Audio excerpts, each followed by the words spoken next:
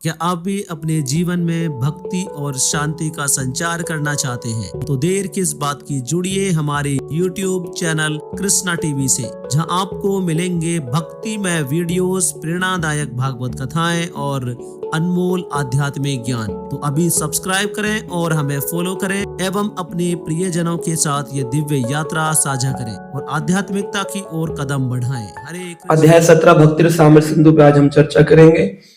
इसके अंदर ये 17वां अध्याय प्रवेश कराता है एक अगले द्वार में। उस द्वार का नाम है भाव भक्ति। तो भक्ति से लेकर के जो प्रेम तक की सीढ़ियां है, उसको 9 सीढ़ियां बताया गया है। अगर हमें भगवान का प्रेम चाहिए तो कितनी सीढ़ियों पे जाना होता है? 9 सीढ़ियां। पहली सीढ़ी है श्रद्धा। श्रद्धा से लेकर के फिर दूसरी है साधु संग। साधु संग के बाद है अनर्थ निवृत्ति, नहीं, भजन क्रिया। श्रद्धा, साधु संग। श्रद्धा यानी कि किसी व्यक्ति में फेथ होगा, विश्वास होगा, तो वो मंदिर आएगा। जैसे आप यहाँ आए हैं तो आप में कुछ ना कुछ विश्वास है, यानी आप पहली सीढ़ी तो पार कर चुके। हरि बोल। तो पहली सीढ़ी पार कर ली आपने, श्रद्धा की सीढ़ी पर आप आ गए। अब दूसरी सीढ़ी है, उसका नाम है साधु संग। उस सीढ़ी पर भी आप आ गए हैं, क्योंकि आप हर संडे किसी न किसी कार्यक्रम में आ रहे हैं, तो साधु संग भी हो रहा है। साधु संग का अर्थ क्या है? साधु संग का अर्थ है मच्चितः मद्गत प्राणम बोधयंतम परस्परम कथ्यंतश्च माम नित्यम तुष्यन्ति चा रमन्ति चा। भगवान ने भगवत गीता के अंदर ये बात कही है 10वें अध्याय में, श्लोक संख्या 9। भगवान कहते हैं, मैं उस व्यक्ति को अपना भक्त मानता हूं जो व्यक्ति साधु के मध्य आकर के निंदा, चुगली, बुराई, प्रजल्पा, संसारी वार्तालापों को त्याग के केवल क्या बात करता है? हाँ, तिरुपति के लड्डू में घी कौन सा, इसकी चर्चा साधु संग नहीं है। 99% लोग जो अपने को इस्कॉनाइट कहते हैं कि हम इस्कॉन से जुड़े हैं, वो अपना समय केवल इन्हीं चर्चाओं में लगा देते हैं। कौन सा पेड़ लगना चाहिए, तुलसी का अच्छा लगेगा कि बरगद का हो, अशोक का वृक्ष लगाएं कि कौन सा पेड़ लगाएं, इसमें चर्चा कर देते हैं। यानी कि रिचुअलिस्टिक एक्टिविटीज। लेकिन रिचुअलिस्टिक एक्टिविटी जरूरी है, लेकिन इतनी जरूरी नहीं है कि हम मूल भक्ति के सिद्धांतों से विहीन हो। तो रिचुअल के साथ जब स्पिरिट जुड़ती है, स्पिरिट यानी आत्मा, तो आत्मा के स्तर पर जब हम कोई रिचुअल करते हैं भाव के साथ, तो उस चीज को स्पिरिचुअल कहा जाता है। स्पिरिट प्लस रिचुअल, वो स्पिरिचुअल होता है। अन्यथा केवल बाहरी रूप से क्रिया करना रिचुअल कहलाता है। तो हमें उसके बारे में ज्ञान तो होना चाहिए, लेकिन हमारा ज्यादा समय उस पर प्रजल्पा में न जाए। तो साधु संग का अर्थ है मच्चितः मद्गत प्राणम। मेरे बारे में जो व्यक्ति मच्चितः, वो मेरे चित्त में रहते हैं, मद्गत प्राणम, वो मेरे प्राण से ज्यादा प्रिय हैं, जो क्या करते हैं? बोधयंतम परस्परम। आपस में बैठकर किसकी चर्चा करते हैं? भगवान की। तो हम संडे को क्यों मिलते हैं? ताकि किसकी चर्चा करें? भगवान की चर्चा करें। बोधयंतम परस्परम। इससे क्या होगा? बोले कथ्यंतश्च माम नित्याम, जो नित्य मेरी कथाओं में रहते हैं, उनकी कथाओं से तुष्यन्ति च रमन्ति च। भगवान श्री कृष्ण संतुष्ट भी होते हैं और उससे वो रमन्ति च, रमण भी करते, आनंद में भी रहते हैं। और भगवान ही नहीं रहते हैं, भक्त भी आनंद में रहते हैं। दोनों का एक दूसरे से कॉम्बिनेशन है। ठाकुर जी ने एक मीटर बनाया है, उस मीटर से नापते हैं कौन कितना बड़ा भक्त है। और जब वो मीटर से नापते हो, पता चलता है कि अद्वैत गोसाई प्रभु बहुत अच्छे भक्त हैं, उनके अंदर हृदय में मेरे प्रति बहुत प्रेम है। ये बात देखकर के कृष्ण का प्रेम जितना है वो उससे भी ज्यादा बढ़ जाता है। यानी अगर 100% कृष्ण में प्रेम है और अद्वैत गोसाई प्रभु में अगर जो 100% प्रेम आ गया, तो कृष्ण का प्रेम 200 गुना हो जाता है। और जब कृष्ण में 200 गुना हो जाता है, तो उनके परम प्रिय भक्तों में 400 गुना हो जाता है, उनसे डबल चलेगा। तो श्रील प्रभुपाद कहते हैं, दो ही लगे होड़ा होड़ी, दोनों में होड़ लगी है, किसमें प्रेम ज्यादा है, भगवान में कि भक्त में। तो तुष्यन्ति चा रमन्ति चा। लेकिन उसका क्या पर्पज है? साधु संग एक ही तरीका, बोधयंतम परस्परम। किसी से मिले जब मिले, जा रहे देख के तारे कहे कृष्ण उपदेश। और कुछ बात नहीं करनी, वार्तालाप। बाइक कौन सी बढ़िया चल रही है मार्केट में, कौन सी खरीद ले, आपके बेटे का कौन सा स्कूल है, हमें भी कोई बता दो स्कूल जहां हम बच्चे को पढ़ा ले। ये चर्चाएं करने में समय जा रहा है। ऐसे ही इसकी चर्चा कब करेंगे? भक्ति रसामृत सिंधु ग्रंथ, भगवत गीता, भागवत, चैतन्य चरितामृत। तो कुछ कैसे समझाएं लोगों को? साधु संग, भजन क्रिया। अब साधुओं के संग में आएंगे तो प्रेरणा मिलती। आप आए तो आपको यह विचार आएंगे कि अब हमें अच्छे से भाव भक्ति करनी है। भक्ति नहीं करनी है, भाव भक्ति करनी। भगवान ने नहीं कहा जो मेरा भजन करता है वो मेरा प्रिय। भगवान करे भजताम प्रीति पूर्वकम। तो आप देखें 3 शब्द हमने आज चर्चा किए। रिचुअल में होना चाहिए स्पिरिट, कि भी नियम में स्पिरिट उसके पीछे होनी चाहिए। दूसरी चर्चा करी, भगवान क्या देख रहे हैं कि वह व्यक्ति बोधिहंतम परस्परम तो है ये, कि वह जो भी कार्य करे भजताम प्रीति पूर्वक। भगवान ने कगली भजन नहीं बोला है। लोग माला लेके मोबाइल पे बात करते हुए मोड़ पर टहल रहे हैं, 4 माला मोड़ पे हो गए, 4 माला मोटरसाइकिल पे हो गई, 2 माला गाड़ी में हो गई, 5 माला मेट्रो में हो गई। हो रही है, ठीक है, लेकिन ये रगड़ा पट्टी माला है। भगवान ने कहा भजताम प्रीति पूर्वक। ऐसा नहीं कि रोड पे चलने वाले में प्रीति नहीं हो सकती है, लेकिन उसके लिए 2-4 माला तो ऐसी हो कि बस मैं और प्रभु आपस में वार्तालाप करें। भजताम प्रीति पूर्वक। और भक्ति नहीं बोला, भाव भक्ति बोला। तो आज का जो हमारा अध्याय है वो भाव भक्ति है, भक्ति नहीं है, भाव। तो श्रद्धा, साधु संग, फिर है भजन क्रिया, भजताम प्रीति पूर्वक। जब प्रीति पूर्वक भजन होगा तो 4थी सीढ़ी आएगी अनर्थ निवृत्ति। काम, क्रोध, लोभ पकड़े हैं कि नहीं पकड़े सबको? हमें तो दिखता नहीं कोई काम क्रोध से मुक्त हो। आलसी है, प्रमादी है, अहंकारी है, इगोस्टिक है, भरे पड़े हमारे अंदर प्रमाद। कहां मुक्त हुए हैं? और हम अपने आप को भजन करता बताएं? ना ना। अनर्थ निवृत्ति, अनर्थ निवृत्ति हो गई उसके बाद भी अनर्थ निवृत्ति हो गई उसके बाद भी ये नहीं सोचना चाहिए कि अनर्थ निवृत्ति शब्द का अर्थ हो गया कि सारे अनर्थ की निवृत्ति हो गई। अनर्थ निवृत्ति का अर्थ ये नहीं है कि सारे अनर्थ की निवृत्ति हो गई। भाव भक्ति के स्तर तक भी अनर्थ लगभग खत्म होते हैं, भक्ति विनोद ठाकुर कहते हैं। इसका मतलब अनर्थ निवृत्ति के स्तर पर भी अनर्थ गए नहीं। अनर्थ निवृत्ति के बाद स्टेज आती है कौन सी? कौन सी है? साधु संग, भजन क्रिया, अनर्थ निवृत्ति, निष्ठा, निष्ठा, डिटर्मिनेशन। तो निष्ठा होने का मतलब ये नहीं कि अनर्थ नहीं बचेंगे व्यक्ति में, अनर्थ है। निष्ठावान तो है, मंगल आरती भी आ रहा है, जब भी कर रहा है, लेकिन उसमें अनर्थ भी है, अनर्थ भी है। वो केवल बाहरी क्रियाएं तो कर रहा है, लेकिन अभी वो भाव भक्ति तक नहीं पहुंचा है, भाव भक्ति तक नहीं पहुंचा है। निष्ठावान होकर भी, अरे निष्ठावान तो बहुत मुश्किल स्टेज है, निष्ठावान होकर भी अनर्थ है उसके अंदर। कैसे अनर्थ है?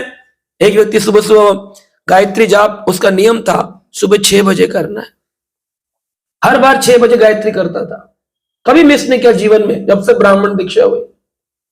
पहले तो लोग ब्राह्मण दीक्षा लेने के लिए उतावले रहते, और उतावले होने के बाद फिर उसको पालन भी करना पड़ता है पूरा प्रगाढ़ता से। सर्दी हो या गर्मी हो, स्नान भी करना पड़ेगा। सुबह 6 बजे का जाप है तो 6 बजे ही करना पड़ेगा, 12 बजे का तो 12 बजे ही करना पड़ेगा, शाम को 6 बजे का तो 3 बार तो गायत्री करनी करनी, जितनी बार करनी उतनी बार आचमन करना, शुद्धि करनी, स्नान करना, और भगवान की विग्रह सेवा करनी है, भजन करना, कथा करनी है, प्रचार करना है। ब्राह्मण दीक्षा लेकर लोग नौकरी चले जाते हैं जूते पहनकर ऑफिस में, और वही मौजे पहने जूते वाले बिना धोए नहाए पकड़ के शर्ट के अंदर हाथ घुसाए गायत्री कर ली, बोले हम ब्राह्मण दीक्षित हैं प्रभु जी। आप अपने मन में खुश हो लोगे, भगवान की दृष्टि में आपका कोई नियम पालन नहीं हो रहा। अब विदेशी लोग हैं, वो लोग थ्योरी ले आए, डार्विन थ्योरी। वो डार्विन कहते हैं समाज विकास की ओर जा रहा है, लेकिन सृष्टि का नियम है समाज विनाश की ओर जाता है, विकास की ओर नहीं जाता है। सतयुग से कलयुग में विकास हुआ है कि विनाश हुआ है? फिर आप कैसे बोलते? डार्विन थ्योरी कहती है विनाश नहीं विकास की ओर जा रहा है। क्या? बोले पहले बंदर थे, अब इंसान हो। तो बोलते हैं कि डार्विन साहब आपके होंगे, हमारे तो नहीं थे। आपके होंगे, हमारे तो नहीं थे। डार्विन ने थ्योरी दी कि बंदर की पूंछ घिसते घिसते इंसान बन गया। ऐसा थोड़ी कि एक काल में बंदर की पूंछ घिसी और इंसान बने, आज भी तो घिसनी चाहिए। तो जितने बंदर वृंदावन में, उसमें से 2-4 तो मिलते हैं जिनकी आधी पूंछ बाकी, बोले बस अब 2-4 महीने में कार्तिक तक हम भी इंसान हो जाएंगे। मिले क्या हमको? तो कैसे लोगों को डार्विन की थ्योरी दे दी? फिलोसफर्स बोल रहे विकास हो रहा है, एक पशु भी इंसान बन सकता है। बन सकता है क्या? यहां तो उल्टा है, दिल्ली में देखने को लगता है इंसान भी पशु बना हुआ है। तो यहां तो उल्टा विनाश की ओर जाती है। आप कोई भी नया घर बनाइए, गृह प्रवेश हो रहा है तो विकास होना चाहिए, लेकिन क्या होता है, जिस दिन गृह प्रवेश हो रहा है उस दिन भीड़ भाड़ में कांच फूट गया, सीढ़ी का किनारा टूट गया, टेबल से पानी गिर गया, टेबल का पाया तोड़ गया, कोई बच्चा शरारती कुर्सी तोड़ गया, तो विनाश हुआ कि विकास हुआ? अभी तो सृष्टि रचना हुई है आपके घर की, उसी दिन विनाश शुरू हो गया। तो जिस दिन हुआ स्टार्ट, उसी दिन से विनाश प्रारंभ है, विकास होता नहीं है। अब ऐसे विनाशशील जगत में चेतना का विकास, ओहो, ये तो बहुत मुश्किल कार्य है। यानी कि नदी के बहाव के साथ तो कोई भी तैर सकता है, स्विमिंग पूल में तैरना मुश्किल होता है, और जब नदी में तैरते हैं तो बड़ा आसान लगता है। बोले नदी में फ्लो की साइड में बस हाथ ऐसे करके लेट जाओ, आराम से आप कई किलोमीटर तैर जाओ, थकान नहीं होती है। लेकिन भाव के विपरीत तैरना ये बहुत मुश्किल है। तो भक्ति का मार्ग इसलिए मुश्किल है क्योंकि समाज विनाश की ओर जा रहा है और भक्ति हमको विकास की ओर ले जा रही है। मुश्किल है कि नहीं? कहते हैं बहुत ही आसान है, माला रगड़नी है, लेकिन भाव भक्ति तक जाना है तो ये विकास का मार्ग है, और सृष्टि विनाश की ओर जा रही है, तो विपरीत चलना है। सारी दुनिया कलयुग की ओर जा रही है, हम लोग तिलक लगा के धोती कुर्ता पहन के माता जी प्रभु जी प्रणाम, ये हम लोग सतयुग की ओर जा रहे हैं। तो कैसे विपरीत चलने पर आपको आसानी से सुमार्ग मिल जाए कि बड़ी गाड़ी चलाओ स्मूथ, कोई परेशानी नहीं है? परेशानियां तो आएंगी। निष्ठा के बाद रुचि, रुचि हो गई, व्यक्ति को भगवान के भजन में बड़ी रुचि हो गई। सर्दी में भी है, मनीष प्रभु जी वहां सूरजमल विहार से देखो चले आए, और यहाँ आलसी लोग द्वारका से नहीं आए है। तो जिसको विकास करना है वो विकास कर लेता है, जिसको विकास नहीं करना है विनाश तो हो ही रहा है, उसमें कुछ करना नहीं है, विनाश की ओर तो जा रहे हैं। जिस दिन बच्चा पैदा हुआ उससे पूछो अगले दिन कितना बड़ा है, कहता है 1 डे ओल्ड। 1 डे, और ओल्ड क्या होता है? बोले मृत्यु से पहले बूढ़ा होता है। तो बच्चा पहले दिन से ही अब किसकी ओर जा रहा है? विनाश की ओर जा रहा है। और बच्चों को कहते हैं अरे बेटा कुछ विकास करो, अरे विनाश की ओर तो जा रहा हो, कष्ट कैसे करे हो? सिंपल सा एक फंडा नहीं समझ में आ रहा सृष्टि के लोगों को, समाज में उसी की भागदौड़, उसी का कंफ्यूजन, उसी की इरिटेशन, उसी का फ्रस्ट्रेशन सब जगह है, व्याप्त है। मेडिकल में भी जाते हैं हम लोग, डिफेंस में भी जाते हैं हम लोग, जहां भी जा रहे हैं वहां लोगों से जब मिलते हैं तो पता चलता है समाज विकास करने की प्रयास कर रहा है, पर वो ये जान नहीं रहा प्रकृति स्वयं प्रलय की ओर जा रही है, विनाश की ओर जा रही है। वो कर नहीं पाएगा, जितना करोगे उसमें उतना ही ज्यादा विनाश होता जाए। मोबाइल का आविष्कार किया ताकि आपस में दूरभाष, दूर रहकर के भाषा, दूरभाष, दूर रहकर भाषा आदान प्रदान की जा सके। लेकिन मोबाइल आना अच्छा लग रहा है कि आपको बुरा लग रहा है? कितने बच्चों की आंखें खराब हो रही हैं, टेढ़ी हो गई हैं मोबाइल के कारण, मेंटल तरंगे, मानसिक विचारधाराएं बदल गई हैं, विश्वास कम होता चला जा रहा है। तो एक मोबाइल के विकास ने सृष्टि का अधिक विकास किया या विनाश किया? जब पहले चलती थी बैलगाड़ियां, आराम से एक जगह से दूसरी जगह जा सकते थे, पैदल चलते लोग कई किलोमीटर। हमारे परिवार में हम जानते हैं, वृंदावन से मथुरा के हम लोग हैं, मथुरा से आगरा काम करने जाते थे पैदल पर डे। आज भी जाए आदमी तो 57 किलोमीटर है एक साइड से, 57 किलोमीटर पैदल जाना, 57 किलोमीटर भाग के आना, शाम को अगर दूध पीना, बढ़िया अपने जलेबी खाना, और फिर शरीर भी स्वस्थ रहता है, काम भी चल रहा है। आज आदमी 57 छोड़ो, 5.7 किलोमीटर भी नहीं पैदल चल रहा, 500 मीटर भी नहीं चल रहा, उसके लिए भी वो बाइक, मोटर, स्कूटी रखी हुई लोग। तो स्वास्थ्य बिगड़ रहा है, लीवर की प्रॉब्लम, 100-100 वर्ष लोग जी लेते थे, एक हमारे हैं, वो मुझे मिले, मैंने पूछा आप अभी भी हैं? तो बोले हाँ। मैंने कितनी उम्र हो गई? 104 हो गए बेटा। 104 पे भी चल रहे, साइकिल चलाते हैं अभी भी वो, 104 पे चल रहे हैं। जब हम छोटे थे तब हमने उनको बूढ़ी दाढ़ी, सफेद दाढ़ी में देखा था। उनका नाम था भगत जी। वो भगत जी 40 साल के रहे होंगे उस टाइम तक, सफेद दाढ़ी सफेद बाल हो गए थे, 104 खींच लिए उन्होंने। 40 साल मुझे हो गए तो उस समय वो 60 के रहे होंगे लगभग, 60 के लगभग थे तब, सफेद दाढ़ी बाल थे। आज 104 के, वो फिट है एकदम, साइकिल चला रहे हैं। और हमारे ही लोगों में से हम किसी को क्या कहें, हमारे खुद के घुटनों में दर्द हो रहा है। तो स्थिति कितनी क्यों? हमने अपने आप को जितना कंफर्ट में रखा उतना हमने विनाश पाया है। जितनी गाड़ियां बढ़ गई दिल्ली में उतना पॉल्यूशन बढ़ रहा है। अब ऑल्टरनेट नंबर लगाओ, पार्किंग से उठाओ, कुछ भी कर लो। अब एक बार गाड़ी लॉन्चिंग कंपनी पे कंपनी में बना रही है तो वो तो विनाश ही हो रहा है। अब उसके पॉल्यूशन से समाप्ति नहीं हो रहा है, चारों तरफ धुआं धुआं धुआं धुआं, खांसी जुकाम, हर आदमी प्रॉब्लम। तो ये है कि लोगों को सृष्टि के विकास की रुचि है लेकिन अपने चेतना के विकास की रुचि नहीं है। जिस दिन वह रुचि आ जाए उसे रुचि कहते हैं, कि सब चीजों से हटकर उसकी अपनी चेतना के विकास की रुचि हो जाए, कि मुझे अपनी चेतना का विकास करना। वह रुचि ऐसी हो जाएगी कि व्यक्ति के लिए दूर धर कुछ भी नहीं है, फिर वो भागेगा जहां उसको आनंद का अनुभव होता है। एक पल छिन वो छोड़ नहीं पाएगा। विकास, रुचि। अब रुचि के बाद फिर क्या आता है? आसक्ति। आसक्ति का मतलब है अटैचमेंट। आसक्ति को प्राय संसार में आसक्ति को गिना जाता है संसारी आसक्ति। कहते आसक्ति को छोड़ो। आसक्ति भगवान की प्रति हो तो अच्छी है।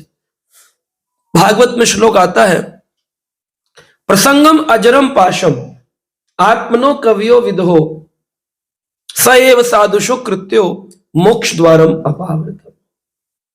मोक्ष का द्वार खुल जाता है जिस व्यक्ति की आसक्ति साधु पुरुषों में हो जाए। तो कई बार लोग बोलते हैं, प्रभु जी हमें प्रभुपाद जी से बड़ी आसक्ति हो गई है, तो क्या हमें वापिस आना पड़ेगा? क्योंकि हमें कृष्ण से उतनी आसक्ति नहीं है जितनी हमें प्रभुपाद जी से है। यह व्यक्ति कहता है, अरे हमें तो अपने गुरु जी से आसक्ति है, हमें सपने में भगवान नहीं दिखते लेकिन गुरु जी दिखते हैं। तो क्या गलत है? सही है, सही है। स एव साधुषो कृत्यो। अगर किसी ने साधु पुरुषों में वो अपनी आसक्ति कैसी है? प्रसंगम अजरम पाशम। ये पाश है जो अजर है, उसको कोई काट नहीं सकता। प्रसंगम अजरम पाशम आत्मनो कवियो विदो। इस आत्मा का पतन पे पतन की चली जा रही है ये आसक्ति संसार की। बेटा में आसक्ति, पति में आसक्ति, पुत्री में आसक्ति। हजारों बेटे मर गए, आपको कुछ फर्क पड़ेगा? लेकिन पता चले हमारा मर गया तो उसके अंदर प्रॉब्लम कहां है? बेटे के मरने में अगर मृत्यु में दुख होता तो सबकी मृत्यु अखबार में पढ़ने पर दुख होता, लेकिन अपने वाले में दुख क्यों है? क्योंकि प्रियतः, प्रियतम का भाव जो है ना कि मेरा है, वो दुख है। आग लग गई। एक सरदार जी से बोला, बोले सरदार जी वो देखिए आग लग गई। बोले मैनू की आग लग गई? बोले मैनू की। बोले तुहाडे घर विच आग लग गई। बोले फिर तैनू की।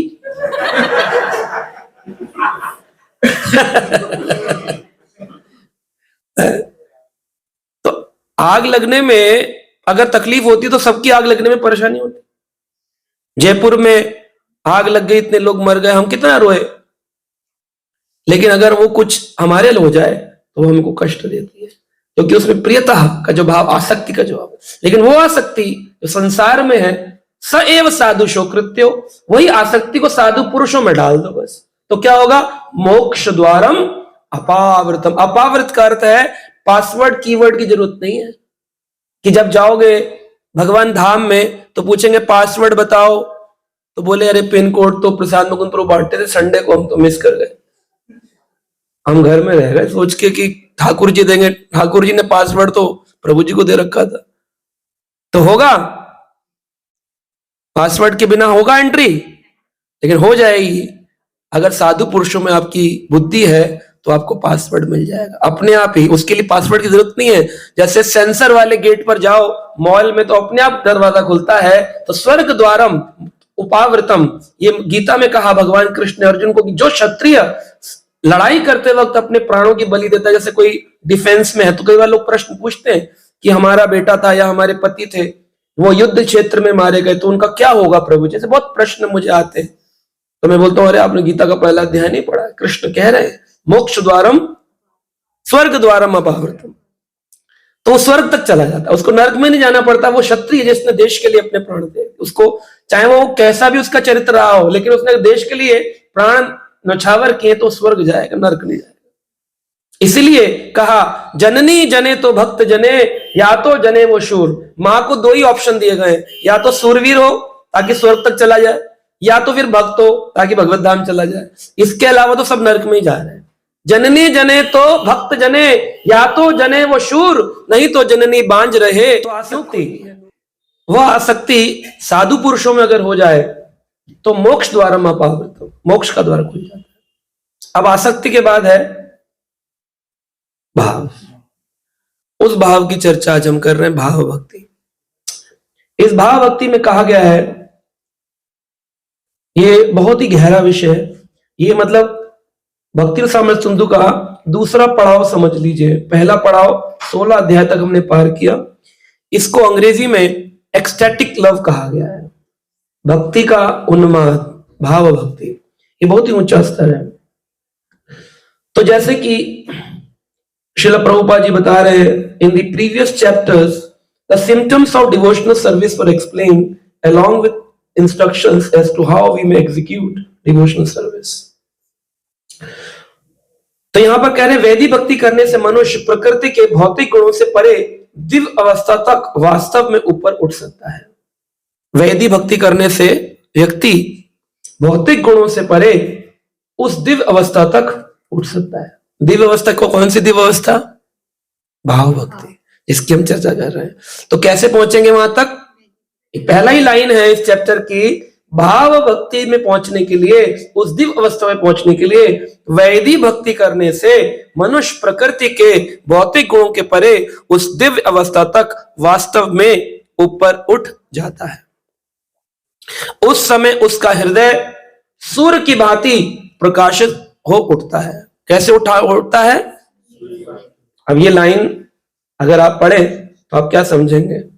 आपको लगेगा हाँ रोशनी हो गई बस।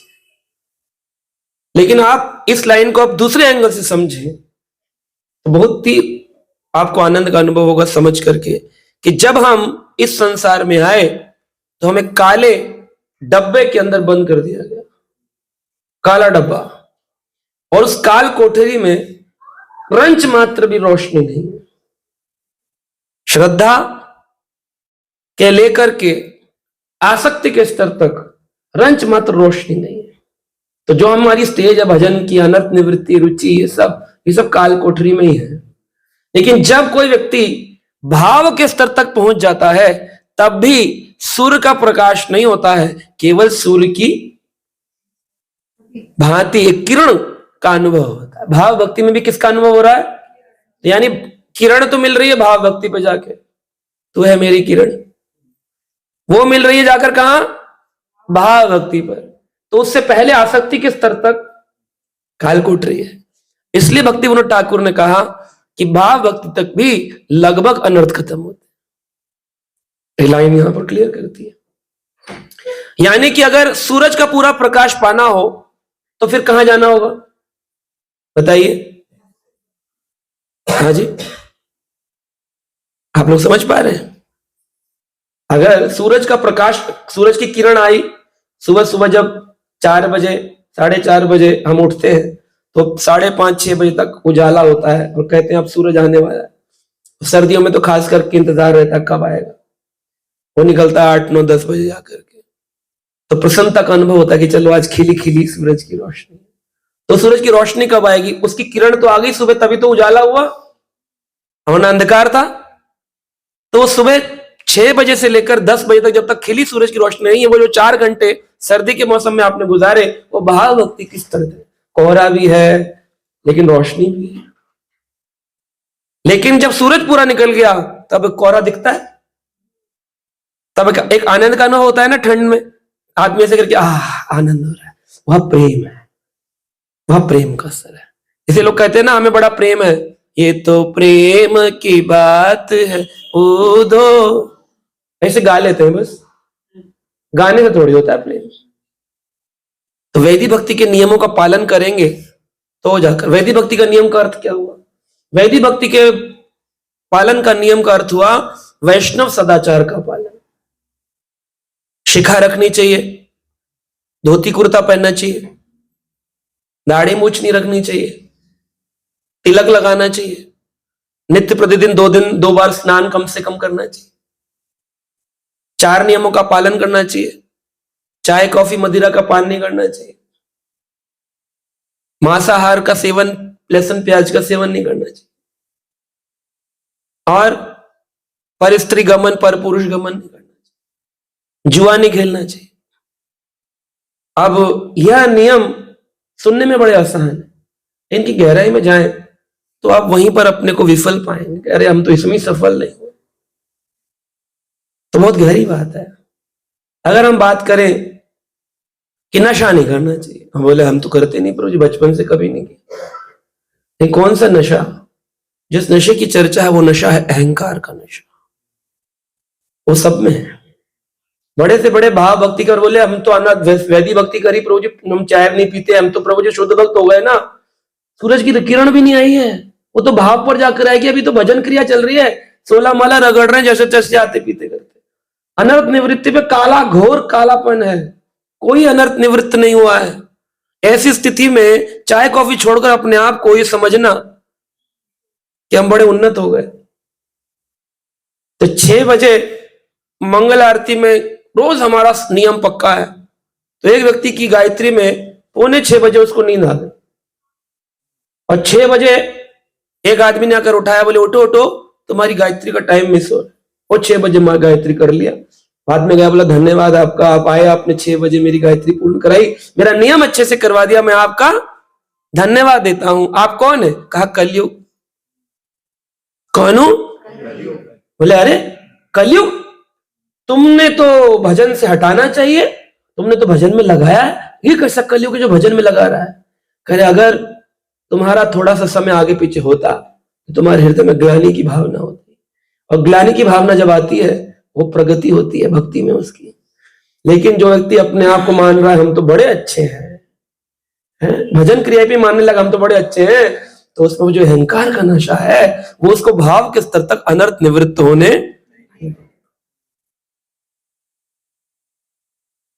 वैदिक भक्ति इतनी आसान नहीं है। अहंकार का नशा कलयुग लगाएगा। हम तो अपने आप को बड़ा अच्छा भक्त माने बैठे रहते हैं। नशा, मांसाहार नहीं करना चाहिए, प्याज लहसुन नहीं खाते, दयार्थ का भाव होता है, दया का, तभी तो आदमी ये मांस वास नहीं खाता कि हम जीव जंतु की हत्या नहीं करते, मच्छर भी नहीं मारते प्रभु जी, चींटी भी नहीं मारते। दूसरों की निंदा करते हो कि नहीं? दूसरों में दोष देखते हो कि नहीं? इसका मतलब आप दयावान नहीं। दयावान व्यक्ति किसी के अंदर दोष सपने हो ना देखे पर दोषा। और यहां तो लोग अपने गुरु भाइयों में, अपने शिक्षकों में, अपने माता पिता में दोष दृष्टि रखते हैं। सोचिए क्या स्थिति है। दया है नहीं। तो वैदिक भक्ति का निचला स्तर है, वैदिक भक्ति का ऊंचा स्तर भाव भक्ति तक लेके जाता है। जुआ नहीं खेलना। क्यों नहीं खेलना? बोले जुआ खेलने में व्यक्ति असत्यता भाषण करता है। 10 लाख रुपए दे दो, तुम्हारे अगले महीने तुम्हें ब्याज के साथ 11 लाख करके दे दूंगा। सामने वाला भी लगा देता, कह रहा चलो दे तो देगा ही 11 लाख। देने वाला भी रोता रहता है और लेने वाला भी रोता रहता है। लेने वाला कहता है मुझ पे देने के लिए नहीं है वापस, जहां मैंने लगाए थे वैसे आए नहीं। देने वाला 11 लाख के लालच में वह 10 लाख भी खो देता है। तो ये असत्य के कारण होता है। तो केवल यही जुआ है? अरे ये तो निकृष्ट जुआ है। हम लोग तो उत्कृष्ट जुआ खेलते हैं, जीवन का जुआ। जब जान रहे हैं कि समाज विनाश की ओर जा रहा है, उसमें हम विकास की बातें करते हैं, ये एक जुआ है। जुआ ही तो है। कुछ ऐसा बना देंगे, रिवॉल्यूशन कर देंगे प्रभु जी, और ऐसा गिनीज रिकॉर्ड बना देंगे प्रभु जी, रिवॉल्यूशन। जितने गिनीज रिकॉर्ड बना चुके उसमें से 2-4 के नाम याद है आपको? केवल टीवी पर जब आता है सामने, अरे चाकू पे चाकू, चाकू पे चाकू जीप के ऊपर लगा लेता है, बैलेंसिंग देखो इसकी। उसे क्या हुआ? उसने अपना जीवन जिसके लिए मनुष्य जो मिला था वो व्यर्थ कर दिया, केवल नाम प्रतिष्ठा पाने के लिए। तो ये भी अहंकार है। तेज गति में गाड़ी चलाना, 100 की स्पीड पर गाड़ी चलाना। बोले हमारी गाड़ी हाईवे पे चलती है 170 तक, तो मिनिमम है लिमिट, 100 की गाड़ी चला रहे। तो जीवन को घर में बैठे बाकी परिवार के लोग इंतजार कर रहे हैं कि आएगा, और हमने जुए में लगा दिया अपने शरीर को। क्यों? अभी चंडीगढ़ के रास्ते में एक 4 दोस्तों की मृत्यु हुई, बड़ी भयानक। इसलिए वो छोटी गाड़ी में थे और उनके पास से एक बड़ी गाड़ी गुजरी और उन्होंने हॉर्न बजाया, वो हॉर्न बजा के आगे निकला, तो उनके मन में ये भाव आया कि तू अपने को ज्यादा समझता है, और उन्होंने उसके तेज गति में कंपटीशन लगाना शुरू कर दिया बिना बात। ना कोई अवार्ड था, ना कोई ब्रिजस्टोन वाले आकर के कुछ उनको फॉर्मूला 1 का अवार्ड दे रहे थे। स्टिल ये जो अहंकार का नशा है, ये जो जीवन को जुआ में लगाना है, हर आदमी फंसा हुआ है। खाली जुआ ये नहीं होता कि हम सट्टा बाजारी थोड़ी करते हैं। अरे सट्टा बाजारी वाले तो आप लोग हैं ही नहीं, पढ़े लिखे लोग हैं, लेकिन कहां हम जुए में लगा बैठते हैं अपने जीवन को। लगाया तो क्या हुआ? तेज गति में जा रहे थे, अब उनकी सारी फोकस उसको हराने में था। बड़ी गाड़ी वाले को हम छोटी गाड़ी से हरा के दिखाएंगे।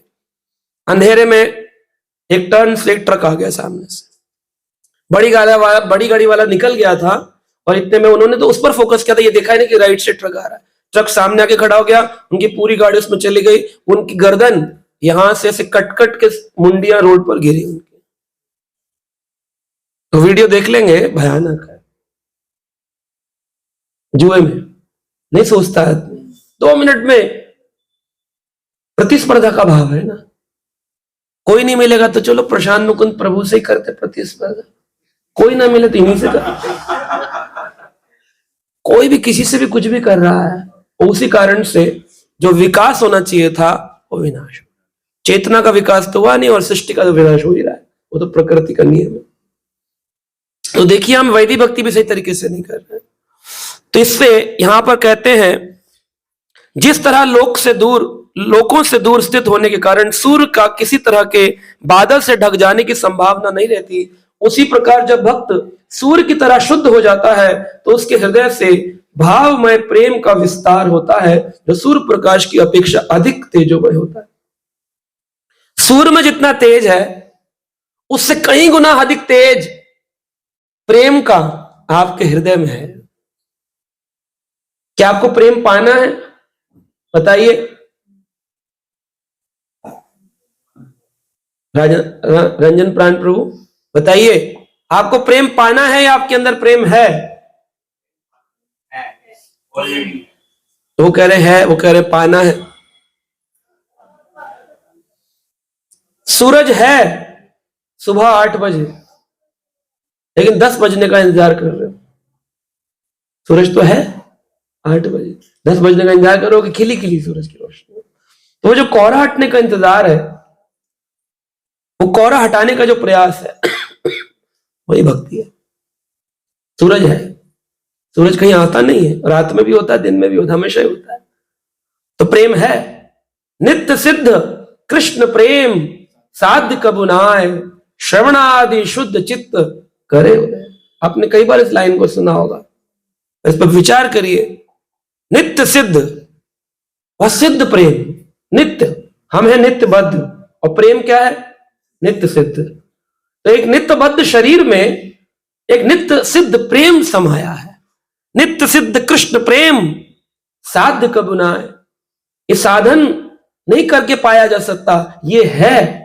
मिलेगा कैसे? बोले श्रवण आदि, श्रवण आदि, आदि मतलब नवदा भक्ति की जो अन्य क्रियाएं हैं उनको आदि कह दिया, लेकिन मुख्य क्रिया क्या है? वरना कह देते कीर्तन आदि शुद्ध चित्त करे उदय, है ना? या बोल देते आत्मनिवेदनम आदि शुद्ध चित्त करे उदय। लेकिन क्या कहा? सबसे मुख्य श्रवणादि, श्रवण, कीर्तन, स्मरण, वंदन, अर्चन, आत्मनिवेदनम, पाद सेवनम, दास्यम, साख्यम, ये सबको आदि में डाल दिया। आदि का मतलब होता है एक्सेट्रा। और एक आदि शब्द का अर्थ होता है उद्गम। गोविंदम आदि पुरुषम तम हम भजामि। तो एक ही आदि शब्द के अनेक अर्थ हैं। आदि कृष्ण है, क्योंकि कृष्ण से पहले कोई नहीं। गोविंदम आदि पुरुषम, आदि कृष्ण है, उनसे आदि कोई है नहीं। आदि अनादि, उद्गम भी वही है और अंत भी वही है। आदि अनादि, गोविंदम आदि पुरुषम। आदि का और भी अन्य एक्सेट्रा। जब हम लिखते हैं, अध्यापक बोलते थे लिखो, तो हम लोग जब बहुत कुछ याद नहीं होता था, 2-3 उदाहरण, there are few soft drinks in the market like Coca Cola and etcetera. Etcetera में फिर सारे आ जाते हैं, है ना। जो हम भूले भी हैं वो भी भगवान टीचर को हम मानते, जानती होगी ये भी। तो हम लोग जब तैयारी करते थे, 10 याद नहीं होते थे, तो स्टूडेंट आपस में बात करते थे, बोले 9 याद मत करो, एक करके एक्सेट्रा लिख देंगे। एग्जाम्पल ही तो लिखना है। तो श्रवण की 9 व्यक्ति, आपको 9 विधि याद न भी हो, लेकिन एक विधि याद हो, श्रवण, फिर आदि, फिर करो ना करो चलेगा। श्रवण आदि क्या कर देगा? शुद्ध चित्त, चित्त को शुद्ध कर देगा। शुद्ध चित्त, और करे उदय। किसका उदय? उदय शब्द क्यों इस्तेमाल किया? क्योंकि सूरज से उसका कंपैरिजन है। सूरज का उदय होता है ना, प्रातकालीन सूर्य उदय हो रहा है। ऐसे कृष्ण प्रेम उदय तो हो रहा है, लेकिन है कि नहीं है? सूरज है कि नहीं है? रात में भी है। तो उदय होने का मतलब नहीं कि सूरज नया सुबह सुबह जन्म लिया है, वो है, लेकिन अब प्रकाशमान हो गया है। तो नित्य सिद्ध कृष्ण प्रेम है, लेकिन श्रवण क्रिया करते करते करते करते जब भाव भक्ति के स्तर पर जाएंगे, तो हल्की हल्की किरण दिखेगी, और करते रहेंगे करते रहेंगे करते रहेंगे, तो फिर एक दिन वो सूरज पूरा उदय हो जाए। तो इसको पाना नहीं, ये है, इसको पाना नहीं है, ये है, उसको उदय करना है। उसकी विधि क्या है? श्रवणादि शुद्ध चित्त कर, भागवत सुनना है, भक्तों की कथा सुननी है। तो यहां पर भाव का गोल बताया गया है, साध्य। नित्य सिद्ध कृष्ण प्रेम साध्य कब होना है? साध्य का मतलब होता है गोल, टारगेट। वो प्राप्त नहीं किया जाता। नित्य सिद्ध कृष्ण प्रेम साध्य कब होना है, वो गोल नहीं है कि उसे कुछ पाना है, वो तो है। तो यहां पर लिखते हैं भाव इज द गोल। वो साध्य क्या है? भाव और प्रेम। भाव के स्तर पर आ गए तो हल्की हल्की किरण मिल गई, प्रेम के स्तर पर चले गए तो पूरा सूरज उदय हो गया। ये हमारे जीवन का लक्ष्य होना चाहिए, टारगेट ऑफ लाइफ। तो जीवन के अनेक लक्ष्य बनाए हमने, लेकिन भाव नहीं। तो साधना जो है, भजन क्रिया साधना जो है, इसको वैदिक भक्ति के 2 विभाग विभक्ति करी गई है। एक है प्रभावात्मक और एक है कार्यकारी। कार्यकारी, तो 2 भाग में भाव को, वैदिक भक्ति को बांटा गया है, प्रभावात्मक और कार्यकारी। तो अगर हम अंग्रेजी में देखें, अंग्रेजी के हिसाब से, तो श्रील प्रभुपाद जी बता रहे हैं कि the pure devotional service is of 2 types. First is चेष्टा रूपा, एग्जीक्यूटिव एंड इफेक्टिव तो है ही है, लेकिन उससे पहले चेष्टा रूपा, और दूसरी है भाव रूपा। चेष्टा रूपा, चेष्टा रूपा क्या है? Devotional service executed with one's endeavour. व्यक्ति अपने प्रयास से वैदिक भक्ति को पालन करने की कोशिश करता है। चेष्टा रूपा, चेष्टा रूपा, आप में चेष्टा होगी उसको पाने की, तो आप प्रयास करेंगे, तो चेष्टा रूपा वैदिक भक्ति है। और दूसरी वैदिक भक्ति है शुद्ध भक्ति, भाव रूपा, जहां पर व्यक्ति इमोशंस में, भाव में भक्ति करता है। तो एक में प्रयास करता है, माला करने का प्रयास करते हो या भाव से माला करते हो? तो अभी हम कौन सी भक्ति में? चेष्टा हो। चेष्टा है भगवत को पाने की, ठाकुर जी से मिलने की, भाव भक्ति में जाने की, वो लक्ष्य है, लेकिन अभी कौन से स्तर पे है? चेष्टा रूपा। तो श्रद्धा से लेकर और आसक्ति तक वो कौन सी भक्ति कहलाएगी? चेष्टा रूप। अभी चेष्टा है। जैसे सुबह मंगल आरती में सर्दी बहुत है, कोहरा बहुत है, फॉग 0 डिग्री है, ऐसी स्थिति में व्यक्ति के मन में चेष्टा होती है कि सूरज निकल जाए। तो प्रयासरत तो है, उठ भी गया है, लेकिन सूरज का इंतजार है। तो हम लोग उठ गए हैं, माला कर रहे हैं, जाग गए हैं, लेकिन काम क्रोध की धुंध इतनी है कि सूरज की आकांक्षा है। तो इस भक्ति को चेष्टा रूपा भक्ति कहते हैं। चेष्टा रूपा। जिस दिन भाव के स्तर पर पहुंच गए वह भाव भक्ति, भाव रूपा भक्ति होगी। भाव रूपा के दो हम चर्चा करेंगे। चेष्टा रूपा को 2 भाग में बांटा गया है, साधना भक्ति और साध्य भक्ति। साधना और साध्य। तो साधना जहां पर व्यक्ति प्रयास करता है, और साध्य जहां पर व्यक्ति उसको पहुंच जाता है, जहां उसका साध्य है। तो साध्य यानी लक्ष्य, साधन यानी रास्ता, और साधक यानी कि हम। साधक साधना के माध्यम से साध्य की प्राप्ति की चेष्टा करता है। साधक, हम लोग साधक हैं। साधक साधन के माध्यम से, आदमी बोलता है ना, अरे भाई साहब वृंदावन जाने का कोई साधन होगा? तो वृंदावन क्या है? साध्य। गाड़ी क्या है? साधन। और हम कौन है? साधक। तो साधक में वृंदावन घूमने जाने की चेष्टा है, तो उसको क्या चाहिए? साधन चाहिए। अभी तो साध्य की प्राप्ति। तो अभी हम साधक कौन से स्तर पर है? चेष्टा रूपा में भी साधन के माध्यम। लेकिन जिस दिन हम भाव पर आ गए, वृंदावन पहुंच गए, तब भी तो कुछ क्रिया करनी पड़ेगी। थोड़ी वृंदावन के जहां द्वार पर लिखा है यहां वृंदावन आपका स्वागत करता है, बोले बस अब खत्म। ऐसा तो नहीं होता। वहां जाके फिर आपको समर्पण करना है, कथा सुननी है, लीला स्थली देखनी है, वहां भी बहुत कुछ करना है। लेकिन वहां तक पहुंचने के लिए भी तो कुछ करना है। दिल्ली से चले तो श्रद्धा से हुआ, मतलब दिल्ली से गाड़ी का इग्निशन ऑन कर दिया। धूप बहुत नहीं है, कोहरा बहुत है, आशा है धूप निकल जाए, आशा है वृंदावन पहुंच जाए टाइम पर, दर्शन मिल जाए, बांके बिहारी के दर्शन मिल जाए, इस्कॉन मंदिर दर्शन मिल जाए, कृष्ण बलराम दर्शन मिल रहा है, राधा श्याम सुंदर। चेष्टा है, निकल गए हैं। अब रास्ते में कितनी अड़चन आएंगी। जीपीएस लगा लिया, नहीं तो पूछ पूछ के जा रहे हैं, कोहरे में सर्दी है, ठंड है, हीटर ऑन करो, भूख लगी, खाना खाओ, बार बार यूरिन आ रहा है, उतरना पड़ रहा है, रुकना पड़ रहा है, बहुत तकलीफ है। लेकिन श्रद्धा तो है, तभी तो गाड़ी में बैठा वृंदावन जाने की। लेकिन अब वो गाड़ी कब पहुंचेगी? किसी की जल्दी पहुंच जाती है, किसी की देर से पहुंचती, किसी की पंचर हो गई, किसी को गाड़ी को बीच में टो करवाना पड़े, एक्सीडेंट ही हो गया, वापस दिल्ली आना पड़ा। लेकिन उसकी चेष्टा तो थी, आज नहीं तो कल वृंदावन तो जाएगा। हमने चेष्टा तो करी, हमें वृंदावन जाना है, हमने प्रयास कर दिया। तो अगर हम चल रहे हैं रास्ते में और दिल्ली से फरीदाबाद होते हुए और होडल होते हुए, पलवल होते हुए हम जा रहे हैं, लेकिन वृंदावन तक नहीं पहुंचे, तो साधन मार्ग की भक्ति है। लेकिन जब वृंदावन पहुंच गए तो फिर रुकना नहीं है कि अब साधन भक्ति पूरी हो गई, अब हमें साध्य की प्राप्ति होगी, वृंदावन की अब कुछ नहीं करना ना। वहां जाकर के तो और उन्नत भक्ति करनी है, श्रवण करना है, तो वो साधक साध्य भक्ति कहलाती है। आपने साधन भक्ति तो सुनी होगी, क्योंकि व्यक्ति सोचता है टारगेट मिलने के बाद फिर थोड़ी कुछ करना होता है। और ज्यादातर लोग इसीलिए मोक्ष की कामना करते हैं, उनको लगता है मृत्यु के बाद कुछ नहीं करना होता। कर इतना टेंशन, लड़की की शादी, बच्चों का सेटलमेंट, बेटे को विदेश भेजना, ये करो वो करो, इतना स्ट्रेस, हे प्रभु मोक्ष दे दे। मोक्ष क्या मतलब? मृत्यु आ जाए, फिर क्या होगा? बोले आत्मा शांति से वहां रहेगी, ओम शांति। क्या शांति मिलती है? नहीं मिलती है।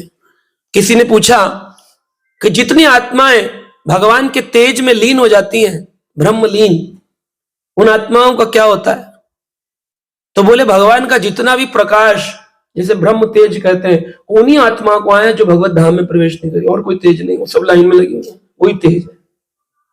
सोचो कितने कण हैं उस आत्मा, एक एक कण कण कण कण कण आत्मा है, वही भगवान के शरीर से निकलने वाला तेज जो है, उसमें ब्रह्मलीन हुई। समझ लो जितना तेज निकल रहा है, इतनी आत्मा लाइन में खड़ी हुई है, लेकिन उनको प्रवेश नहीं मिल रहा। वृंदावन में जाम बहुत है, वृंदावन की लाइट आ रही है, बड़ा म्यूजिक कीर्तन की आवाज आ रही है, लाइटें ऐसे ढंग ढंग ढंग कर रही हैं, इस्कॉन द्वारका जाना है, लाइटें चल रही हैं, मोहन गार्डन से निकल गए जाने के लिए, वहां जाम लगा हुआ, जन्माष्टमी का दिन है, दूर से आवाज आ रही है, इच्छा तो है, पहुंच नहीं पाए। वीआईपी पास मिलेगा प्रभु जी? कैसे जाएं दर्शन करने? चेष्टा तो है, साधन पे भी है, साध्य की प्राप्ति नहीं। और साध्य मिल गया, मंदिर में पहुंच गए, फिर दंडवत करना है, भोग लगाना है, आरती करनी है, तब तो असली भक्ति, तब तो असली शुरू हुआ ना दर्शन का भाव। जिसके लिए घर से निकले थे वो कब शुरू हुआ? जब प्रवेश मिला। वृंदावन के लिए निकले तब आनंद तो अनुभव होगा, जब वृंदावन पहुंच गए उसके बाद तो शुरू होता है। यानी कि भक्ति का असली आनंद साध्य पर पहुंचने के बाद ही तो हुआ, उससे पहले तो साधन है, खाली साधन ही तो हुआ। समझ रहे हैं आप? साध्य नहीं मिला तो फिर क्या बात की भक्ति? तो वो साध्य भक्ति कहलाती है। उसमें जो आनंद है, मृत्यु के बाद कृष्ण के लोक में जाकर जो 16 माला करने में टेंशन होगी यहां, और सोचे वहां चला जाऊं तो ये 16 माला नहीं करनी पड़ेंगी, ये बहुत बड़ा भ्रम है, मिथ्या है। कि मर जाऊंगा, भगवान के धाम चला जाऊंगा, फिर रसमलाई खाऊंगा, लड्डू पेड़े खाऊंगा, कृष्ण की माखन मिश्री मिलेगी, गोपी बन के मैं भी स्कर्ट बढ़िया पहन के नाचूंगा। कुछ नहीं होगा ऐसा। बहुत मेहनत करनी पड़ती है, बहुत मेहनत है। जितनी मेहनत आप यहां सोच सकते हैं उससे 3 गुना तो कम से कम मानकर चलिए, क्योंकि ये जगत एक पाद विभूति है, 1/4 ऑफ द स्पिरिचुअल वर्ल्ड। जैसे पृथ्वी का 1/4 पानी पृथ्वी है और जमीन है, और 3/4 पानी है। ऐसे ही पूरी सृष्टि का एक पाद विभूति केवल भौतिक ब्रह्मांड है, और 3 पाद विभूति आध्यात्मिक ब्रह्मांड है। तो जितने अखिल ब्रह्मांड की चर्चा आप करते हैं कि भगवान के रोमकूप से सैकड़ों ब्रह्मांड निकलते हैं, हर एक में 14 प्लैनेट हैं, पृथ्वी भी है, अनेक जीवात्माएं, अनेक ब्रह्मा है, 100 मुख वाले, करोड़ों मुख वाले, जितनी भी हम चर्चा करते हैं सब कहां है? एक पाद विभूति। और ठाकुर जी की क्या है? 3 पाद। तो सोचो यहां से ठाकुर जी वहां क्यों ले जाएंगे? निठल्ला बनाने के लिए? तो जितना काम यहां कर रहे हो उससे 3 गुना काम है वहां पर। माला बनाओ, ठाकुर जी के सिंहासन बनाओ, उनकी लीला के लिए स्थान खोजो, अरेंज करो। मंजरियां बैठकर सोच रही हैं कि अरे कैसे हम अरेंज करें, आज कैसे राधा कृष्ण की प्रिय सखी बनने का मौका मिले, कैसे कृष्ण के लिए सिंहासन लगाएं, कैसे राधा कृष्ण का मिलन कराएं। और इसी भावना में वह अलग अलग सिंहासन स्थापित करती हैं। अब राधा कृष्ण कौन से सिंहासन पर आज लीला करेंगे? जिस पर कर ली तो दूसरी सखी के लिए कहते तेरे पे तो ना है। उनमें भी भाव आता है, प्रतिस्पर्धा होती है, लेकिन वो द्वेष से नहीं होती है, वह भाव से होती है कि काश राधा कृष्ण हमारे वाले में बैठते, बस इतना। इसलिए नहीं होती कि तुझे वाले में क्यों बैठ गया, तो वहां वैर भावना नहीं है। लेकिन सेवा तो है, रात दिन खुदाई करना, सिंहासन लगाना, राधा कृष्ण प्राण मोरा जुगल छो। तो ये भाव में सखियां गा रही हैं, तो वहां पर ऐसा नहीं भजन नहीं करना पड़ेगा, गले छिल जाएंगे गा गा के, रात दिन गाना है। क्यों? यहां तो रात होती है सोने के लिए, वहां तो ना तत् बसाए तो सूर्य, न शशांक को, न पावका, न सूरज न चंद्रमा है, तो ना रात होगी तो सोने का टाइम का रेस्ट का मिल रहा है। यहां जो आप भाग भाग के जा रहे हो, एक क्लास में आ गए फिर 2 क्लास में गायब हो गए, रेस्ट चाहिए। तो वहां का रेस्ट मिलेगा आपको? वहां तो निरंतर नित्यो नित्यानाम नित्य चेतना नाम नित्य चलेगा वहां। तो जो 16 माला हम यहां कर रहे हैं 2 घंटे, वहां 24 घंटे नाम उच्चारित होगा। अगर हम माला भी बनाएंगे तो हरे कृष्ण कृष्ण कृष्ण हरे राम राम राम हरे कृष्ण कृष्ण राम राम राम राम हरे। गाय से दूध निकाला हरे कृष्ण, गाय भी करी हरे कृष्ण कृष्ण कृष्ण हरे राम। बछड़ा भी बोले हरे कृष्ण कृष्ण, पत्ते बोले हरे कृष्ण कृष्ण राम राम राम। तभी तो चेतना है हर वस्तु, कुछ भी वहां पर अचेतन नहीं है, सब बोल रहा है ठाकुर जी का नाम निरंतर। वृंदावन के वृक्ष को मर्म न जाने कोई, डाल डाल और पात पात श्री राधे। खाली ऐसे बोलने के लिए नहीं है, पत्ते जब चेतन होते तो हरे कृष्ण कृष्ण राम राम राम राम हरे कृष्ण। आज शायद ठाकुर जी आएंगे, मेरे पत्ते को तोड़ करके मुझे अपने साथ लीला मिलाएंगे। पत्ता तोड़ दिया तो क्या खंडन कर दिया? नहीं, पत्ता तोड़ा, नीचे गिरा, पत्ता वापिस वहीं पहुंच जाएगा, क्योंकि सच्चिदानंद है ना, टूटता खंडन कुछ होता है। रसगुल्ला बैठा सोच रहा है आज काश ठाकुर जी मुख में मुझको रख ले, 56 भोग लगाया, कौन सा उठाएंगे उनके मन में? तो कृष्ण उठाकर जिस गुलाब जामुन को डाले वो हरि बोल हरि बोल हरि बोल हरि बोल हरि बोल कृष्ण के मुख में चला गया। जब अंदर चला गया तो कृष्ण के कंठ में अनेकों ब्रह्मांड देख रहा है, कर रहा है, तो फिर क्या पेट में चला गया, अगले दिन मल बन के निकल गया।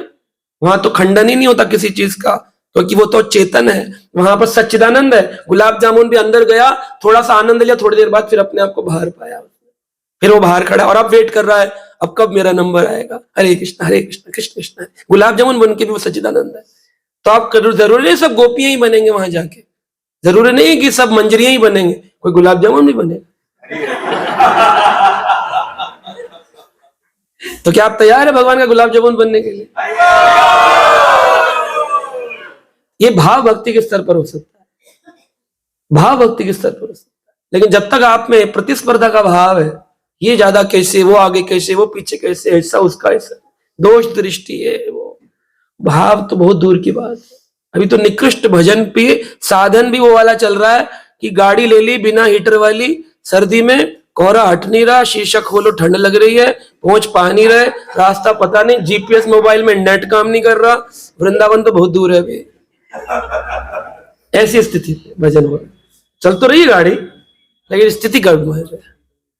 भजन की गाड़ी तो चल रही है साधन की, लेकिन गर्भ भी है, फॉग हट नहीं रहा, शीशे खोलो तो ठंडी हवा, हीटर काम नहीं कर रहा, मोबाइल में जीपीएस लगा हो तो नेटवर्क काम नहीं कर रहा। तो ऐसी सर्दी की अवस्था में और गाड़ी कितनी तेज भगाए आदमी, तो उस स्थिति में भजन है हमारा। और जाना है तेज गति में वृंदावन पहुंचना, वृंदावन पहुंच जाते हैं उसके बाद तो असली भजन है, तब तो भजन प्रारंभ हो। भाव भक्ति से पहले तो प्रेप स्कूल में घूम रहे हैं, उसके बाद फर्स्ट क्लास में जाए तब आगे बढ़ता है, तब उसको साध्य भक्ति कहा। और ये तो अभी किसकी बात हो रही है? चेष्टा रूपा की हो रही है, चेष्टा रूपा की हो रही है। अब भाव रूपा में जब घुस गए ओहो, तब उसमें होती है कि प्रभावात्मिका और कार्यकारी। प्रभावात्मिका सिद्धि अंश भाव कहलाता है। इस संबंध में तंत्रों में कथन आता है कि भगवान के शुद्ध प्रेम की पहली अवस्था भाव है।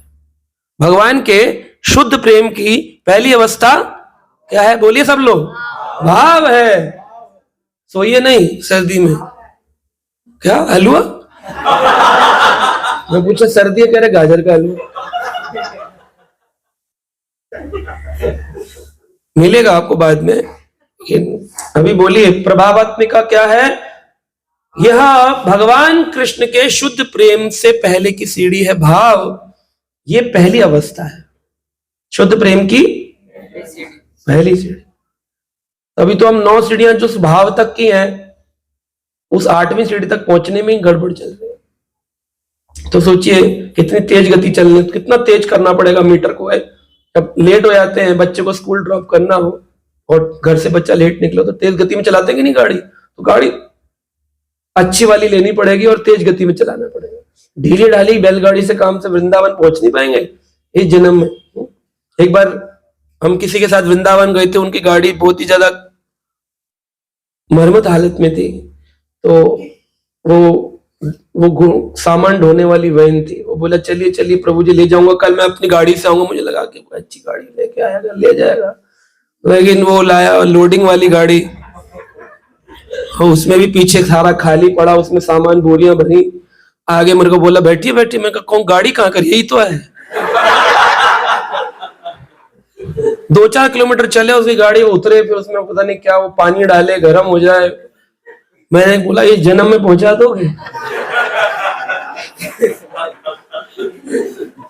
तो हमारी जो भक्ति की गाड़ी है, हमें यही पूछना चाहिए कि इस जन्म में भगवान पहुंचा दोगे? तो ठीक है। तो इस प्रकार से श्रील रूप गोस्वामी पाद ने भाव भक्ति के लिए एक सुंदर सा श्लोक कहा है एनओडी के अंदर, नेक्टर ऑफ डिवोशन में। और यह श्लोक जो, ये तो संक्षिप्त प्रभुपाद जी ने तात्पर्य लिखा, भक्ति सार सिंधु का, असली में तो बहुत बड़ा वॉल्यूम है एनओडी का। तो उसमें 131 नंबर श्लोक में ये कहा गया है, शुद्ध सत्वा विशेषात्मा प्रेम सूर्यम अंशु समया भक। रुचिभिश्चित्तामासन्या कृद आशो भव उच्यते। शुद्ध सत्व विशेषात्मा, व्यक्ति को शुद्ध होने के लिए शुद्ध सत्व पर जाना पड़े। शुद्ध सत्व को अंग्रेजी में कहा जाता है अनएडल्टरेटेड गुडनेस। Unadulterated goodness. आप तमोगुण में, रजोगुण में कि सत्वगुण में, बताइए बताइए आप किस में? तीनों। आप किस में? सत्वगुण में, रजोगुण, तमोगुण, किस में हो? तीनों में। आप बताइए। ये तमोगुण में, आप तमोगुण में, आप तमोगुण में। और अनिल जी कौन से गुण में पाते हैं अपने आप को आप? तमो, ऑब्वियसली। आप रजोगुण में पाते हैं। और आप माता जी तमोगुण में। तो देखिए हमारी स्थिति क्या, हमें जाना कहाँ है जिसकी हम चर्चा कर रहे हैं? सत्व पे नहीं जाना है, अभी तो तमोगुण पे स्ट्रगल है हम लोगों का। रजोगुण, रजोगुण से सत्वगुण, सत्वगुण के बाद शुद्ध सत्व। शुद्ध सत्व का मतलब है अनएडल्टरेटेड गुडनेस, उसमें कोई मिलावट ना हो। जैसे इन्होंने बोला तीनों, यानी कि इनके सत्वगुण में भी रजोगुण और तमोगुण की मिलावट है। लेकिन हमें जाना है सत्वगुण जिसमें कोई मिलावट ना हो, रजोगुण और तमोगुण की, उसे शुद्ध सत्व कहते हैं। शुद्ध सत्व विशेषात्मा। विशेषात्मा मतलब वह जो विशेष होंगी आत्माएं, वही उस शुद्ध सत्व तक पहुंच पाते हैं। प्रेमा सूर्य अंश समयाभक। वो कैसे होगा? प्रेम सूर्य अंश। जब प्रेम का अंश मात्र, जैसे सूर्य की चर्चा करें, उसका अंश प्रवेश हो जाए तो शुद्ध सत्व पर पहुंच सकता है व्यक्ति। रुचि भी चित्तमसरणय, उसकी रुचि बढ़ जाएगी, उसका चित्त पिघल जाएगा और उसका हृदय एकदम मक्खन जैसा सॉफ्ट हो जाएगा। तब उस भक्ति को कृदः आशु भाव उच्यते, तब कह सकते हैं उसने भाव रूपा भक्ति करना शुरू। आप समझ पा रहे हैं या कंफ्यूजन हो रहा है?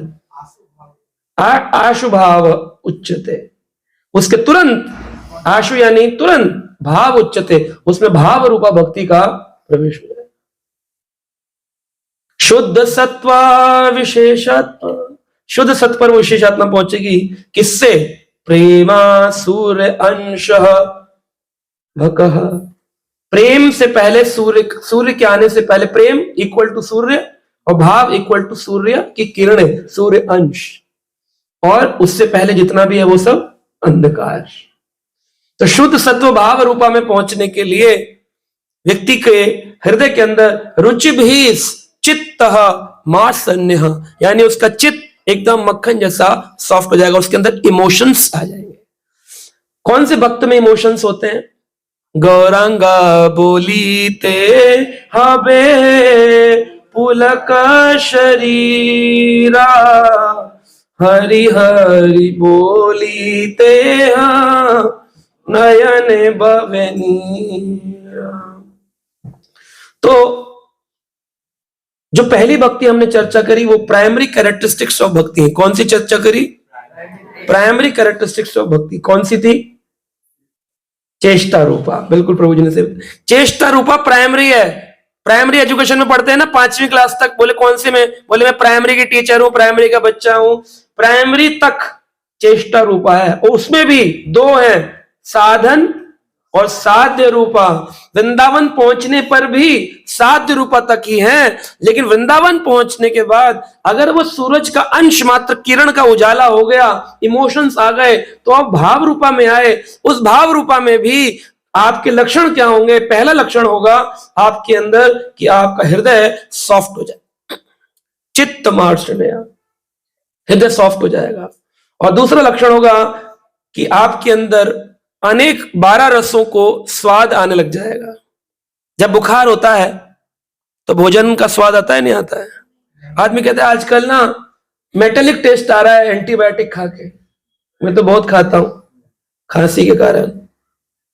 तो एंटीबायोटिक का एक लक्षण है कि वो मेटलिक टेस्ट देती है। मेटलिक टेस्ट यानी कि जीभ के ऊपर स्वाद आना बंद हो जाता है। इससे पता चलता है हम रोगी हैं, है कि नहीं? लेकिन जब जीभ में टेस्ट आ जाए तो आदमी अपने को स्वस्थ पाता है। तो अभी हमारे को 12 रसों में से कोई भी रस का अनुभव एक रस का होता है। कौन सा? नीरस। तो हम लोगों में है रस, कौन सा है? बड़े नीरस भक्त हैं। भाव है? बोले हाँ। कौन सा? बोले अभाव। तो अभी हम नीरस हैं, बिल्कुल हम में रस नहीं है। तो 12 रस का जिस दिन आनंद होने लग जाए तो वो भाव रूपा भक्ति का लक्षण होगा। सेकेंडरी कैरेक्टरिस्टिक्स ऑफ भक्ति। प्राइमरी में तो चेष्टा रूपा, सेकेंडरी में जब आप 6th क्लास में पहुंच गए, 12th क्लास तक सेकेंडरी एजुकेशन, तो सेकेंडरी कैरेक्टरिस्टिक्स में भाव रूपा भक्ति। भाव रूपा भक्ति का लक्षण क्या? हृदय सॉफ्ट हो जाएगा और इमोशंस आने लग जाएंगे। गौरांगा बोलीते हवे पुलक शरीरा, जैसे बोलेंगे गौरांग, शरीर में पुलकित हो जाएगा। बोलो देखो हुआ कहीं किसी के कुछ आया है? कुछ नहीं हुआ। सर्दी के कारण हो सकता है कि खड़े हो गए हो गौरांग बोलने से। तो अभी तो हम लोग असली सरगम सीखे ही नहीं है। पहले जमाने में जब लोगों के पास धन अधिक नहीं होता था, आजकल तो माँ बाप धनवान हो गए, बच्चों की डिमांड पूरी करते तुरंत। तो पहले जमाने में जब किसी को हारमोनियम सीखना हो तो माता पिता उसको कहते थे बेटा इतना बड़ा परिवार है, एक आदमी कमाने वाला है, बहुत सारे बच्चे हैं, बहुत बड़ा परिवार है, चाचा ताऊ के बच्चे भी हैं, उनका भी देखभाल करनी है, मैं अकेला गांव से बाहर गया हूं, तो बेटा तुम क्या करो, पट्टी के ऊपर सरगम लिख लो, सा रे गा मा पा धा नी सा, और मुंह से निकालो सा रे और सीखो। लेकिन जिस दिन वो सीखते सीखते सीख जाता था तो लोग बोलते थे बड़ा अच्छा गायक है, बड़ा सुंदर है, इसको साथ में इंस्ट्रूमेंट मिल जाए तो इसका सुर और आनंद आएगा। तो उसको फिर हारमोनियम, पेटी बोलते थे, पेटी खरीद के दी जाती थी, फिर वो सरगम बजाता था, सा म्यूजिक। अरे वाह! तो क्या वो पट्टी पर सा और हारमोनियम का सा में डिफरेंस है कि नहीं? तो अभी हम लोग गौरांग गौरांग गौरांग तो बोल रहे हैं, लेकिन अभी पट्टी पर बोल रहे हैं। लेकिन जिस दिन हम हारमोनियम पे गौरांग गौरांग बोलेंगे, गौरांगा बोलीते हवे पुलक शरीर, हरि हरि बोलीते हाँ नयन, बोलो हरि हरि। आया स्वीकार? कुछ नहीं है, सूखा पड़ा, एकदम बंजर जमीन है, हृदय एकदम कठोर, निंदा से, प्रजल्पा से, द्वेष से, कंपटीशन से। वो वाले प्रभु जी, वो वाली माता जी, हमारे वाले प्रभु जी, हमारी वाली माता, उधर घूमने चलते हैं, इसके साथ निकल जाते हैं, घूम ही आते हैं, ये क्या ले जाएंगे, इनके पास क्या है, इनसे क्या मिलेगा। कठोर बंजर एकदम, एक आध बूंद नहीं टपक रही बारिश की आंखों से। हाँ, लेकिन जिस दिन भाव रूप पे पहुंच गए उस दिन तो गौरांग भी कोई बोल दे, बेसुरा भी, गौरांगा ऐसे, ओ बंगाल में किसी ने बोला गौरंगा बाबू गौरंगा, ओ इससे हाथ पुलकित हो जाएगा, शरीर कांपने लगेगा, रोमांच होगा, गौरांग बोल दिया, गौरांग, सुर निकलेगा असली। उससे पहले जितना कीर्तन है, भक्ति सिद्धांत महाराज बोलते थे केवल ढोल फाड़ संप्रदाय है, ढोलक फट जाएंगी कई बदलनी, आंसू एक ने टपका, ढोल फाड़ संप्रदाय। लेकिन असली ढोल फाड़ना नहीं, कीर्तन का मतलब ही है जिस दिन हमारी समस्त इंद्रियां भगवान के भजन में लगे। लेकिन उसकी प्राप्ति चेष्टा रूपा हो, चेष्टा हो तो चेष्टा रूपा एक दिन भाव रूपा तक ले जाएगी। तब उसका लक्षण होगा उसके हृदय में सॉफ्टनिंग ऑफ द हार्ट, उसका हृदय कोमल होगा। उसके हृदय कोमल होने से उसके अंदर भगवान के प्रति इमोशंस आएंगे। कुत्ता मर जाए घर का तो भी लोग 3-3 दिन तक खाना नहीं खाते, रोते हैं लोग। लेकिन भगवान के विरह में, भगवान की कथा छूट रही है, ये क्लास मिस, वो क्लास मिस, कभी रोना आता? उस दिन रोना आता जिस दिन जाना पड़े, बोले आज रोना पड़ेगा, जाना पड़ेगा। अब बहुत दिन हो गए, अब बस नहीं गए तो प्रभु जी फोन करके बम फेंक देंगे, अब तो जाना ही पड़ेगा। लेकिन क्या विरह में ठाकुर जी कथा में विरह में रोए? नहीं रोए। बस यही है लक्षण कि हमारे हृदय में संसार के प्रति जो प्रेम है उसी प्रेम को कृष्ण के प्रति करना है, भगवान की कथाओं के प्रति करना। श्रवणादि शुद्ध चित्त करे, श्रवणादि श्रवण पर ध्यान देना है, हरि कथा सुननी है। जितनी सुनेंगे हम देखेंगे उतना हृदय कोमल होता जा रहा है, कोमल होता जा रहा है। घंटों घंटों कथा सुननी चाहिए जितना हो सके, और उससे 12 रसों का स्वाद आने लगेगा। भगवान की लीला सुनी, वाह, वात्सल्य से भाव भर गया, वाह, आज माधुर्य से भाव भर गया, रस का आस्वादन होगा। कितनी भी कथा सुन लो, रस का अनुभव नहीं होता। इसलिए कह रहे हैं कि जो हमारा स्टील के जैसा स्टील फ्रेम्ड हार्ट है उसको बटर सॉफ्ट हार्ट बनाना है, बटर सॉफ्ट। आजकल लोग पीनट बटर बहुत खाते हैं, लेकिन उनको अपना हृदय बटर जैसा बनाना है। ठाकुर जी ने जब वृंदावन लीलाएं करी तो क्या चोरी किया कि पत्थर? सुना आपने कोई गोवर्धन का पत्थर लेके ठाकुर जी घर गए, पत्थर चोरी लीला सुनी? पत्थर नहीं चुराते भगवान। भगवान क्या चुराते हैं? जिस दिन आपका हृदय मक्खन जैसा होगा, सबके प्रति प्रेम होगा, किसी भक्त से द्वेष नहीं होगा, किसी जीव के प्रति निंदा हिंसा का भाव नहीं होगा, ओह, आप खुद ही आनंद का अनुभव कर लेंगे। आपको कुछ नहीं कहना पड़ेगा किसी से। बोले प्रभु जी कौन बताएगा हमको कि हमारी भक्ति का क्या स्तर चल रहा है? कौन बताएगा? आपको जब भूख लगती है और आप भोजन अपने पेट में डालते हो, आपको कौन बताता है कि आपका पेट भर गया है? कौन बताता है? पूछते हो किसी से, भाई बताना जरा पेट मेरा भरा कि नहीं भरा? हाँ, खुद ही पता चलता है कितनी भूख लगी है, कितना पेट भरा है। अच्छा भजन करोगे अपने आप पता चलेगा, आपको आनंद का अनुभव होगा। अच्छा भजन नहीं करोगे, अपनी ग्लानि की भावना से मर जाओगे, कुछ नहीं कर पाए, कुछ नहीं कर पाए, कुछ नहीं। अच्छा भजन करोगे, खुद पता चलेगा, पेट पोषण होगा, आत्मा शुद्ध होगी, आनंद का अनुभव होगा, सॉफ्ट हार्ट हो जाएगा। लक्षण होंगे, लक्षण होंगे, चित्त के अंदर हृदय सॉफ्ट होगा, आंखों से अश्रुधाराएं निकलेंगी, रोमांचित शरीर होगा, और साथ में 12 रसों का अनुभव होगा। किसी भक्त से द्वेष नहीं होगा। हमारे गुरु महाराज जी से भक्त लोग पूछते थे कि महाराज जी हम भक्ति में आगे बढ़ रहे हैं, कैसे पता चले? बोले जितना तुम्हारा भौतिक भोग कम करने की अभिलाषा होती जा रही है, समझ लो उतना उतना भक्ति हो। भौतिक भोग की कामना जितनी कम होती जाएगी, अभी भी तुम्हारे मन में भावना है। अब व्यक्ति आ तो जाता है, पेंट पुताई करके डिवोटी बन जाता, तिलक लगाया, कंठी डाल ली, 2-4 भक्तों के आगे पीछे घूमो तो दीक्षा भी हो गई। अब हो गए भक्त, स्टैम्प भी हो गया, आप तो बड़े भक्त हैं हम, प्रभु जी। और कंपटीशन, आपकी दीक्षा नहीं हुई? हाँ, आप छोटे हो, हम बड़े हैं।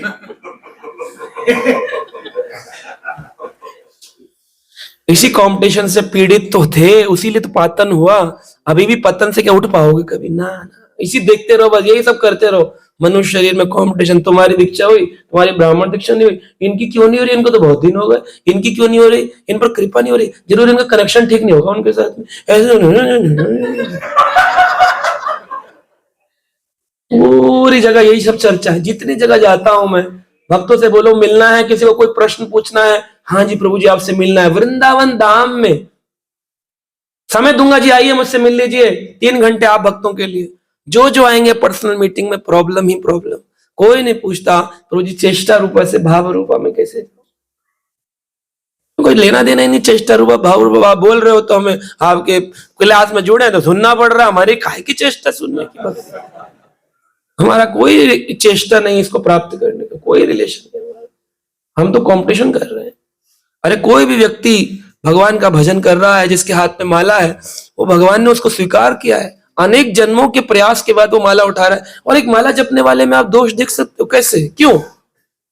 अनेक दुनिया में लोग मांस खा रहे हैं, रेप कर रहे हैं, मर्डर कर रहे हैं, उनको त्याग के ठाकुर जी तुमको एक ऐसी संरक्षित सोसाइटी में लाए, यहां पे आकर भी वही काम, क्योंकि चेष्टा ही नहीं है।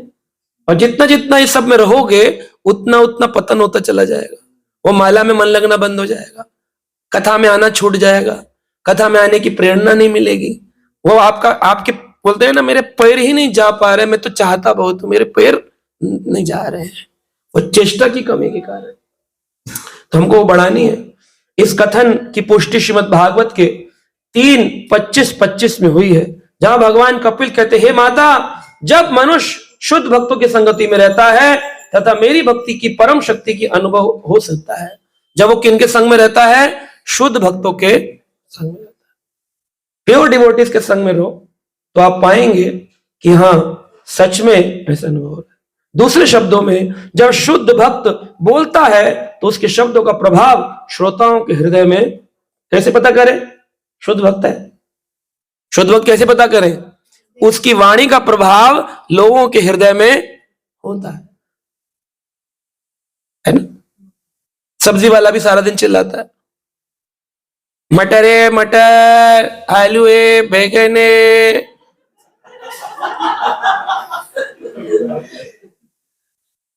लेकिन उसकी वाणी का प्रभाव नहीं होता।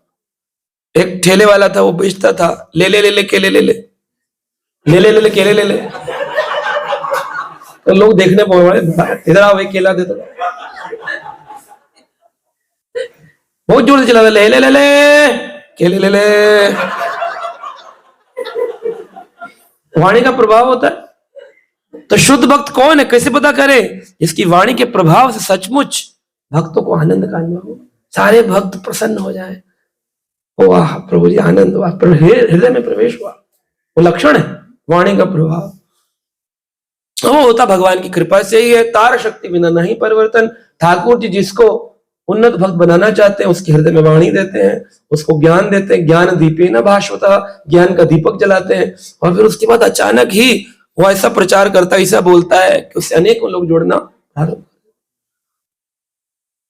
तो ये लक्षण बताए हैं। किंतु जब भगवान की सेवा में रत रहने वाले आत्मज्ञानी व्यक्ति बोलता है, श्रोताओं के भीतर आध्यात्मिक जीवन का संचार करने की शक्ति रखता है। अतः मनुष्य को चाहिए ऐसे भक्तों का संगति खोजे, ऐसे भक्तों की संगति खोजे जिनकी वाणी में प्रभावशाली वाणी हो। ये नहीं होता यूट्यूब में जो आ गया वो सुन लिया। और अगर आप व्यूअरशिप से सुनते हैं कि जिसके ज्यादा मिलियन व्यूज हो गए, वो पॉपअप हो गया, वो बड़ा अच्छा हो गया, ये मूर्खता है। क्यों? क्योंकि आजकल बड़ा सरल है यूट्यूब में पेड प्रमोशन। आज ही वीडियो डाला, कल सुबह 8 लाख व्यूज हो गए, आप बोलेंगे अरे एक ही दिन में 8 लाख हो जाए तो कितने लोग सुनते हैं, पागल बनाते। पैसा पकड़ाते हैं उनको 1 लाख रुपया, तो यूट्यूब आपको अपने आप ही 8 लाख व्यूज दिखा देगा अगले दिन। एक दिन कल लोड हुआ लेक्चर और आज 8 लाख व्यूज। वो इनऑर्गेनिक प्रोडक्शन होता है। वो क्यों करते हैं ऐसा कि जब 8 लाख देखेंगे तो जो मूर्ख समाज है वो जाएगा, अरे इनके 8 लाख है, अपने आप ही चला जाएगा। फिर जब आएंगे तब उससे 1 लाख ले लेंगे। 8 लोग भी मिलने आ गए तो 8 लाख रिकवर हो गए, 8 लाख रिकवर हो गए। अरे महाराज जी देखो भीड़ आ गई इतनी हजारों की। भीड़ किसकी होती है? मूर्खों की। तो हम लोग उसी समाज के हिस्से हैं। भेड़ चाल कहते हैं। एक भेड़ को प्रभुपाद जी कहते थे, एक भेड़ा को ले लो और बाड़ा में बंद कर दो, बाकी भेड़ा मैं करके अपने आप घुस जाएगा। प्रभुपाद जी बोलते। एक आदमी वृंदावन चले, बाबा जी महाराज हम भी जाएंगे, हम भी जाएंगे, हम भी जाएंगे, हम भी जाएंगे।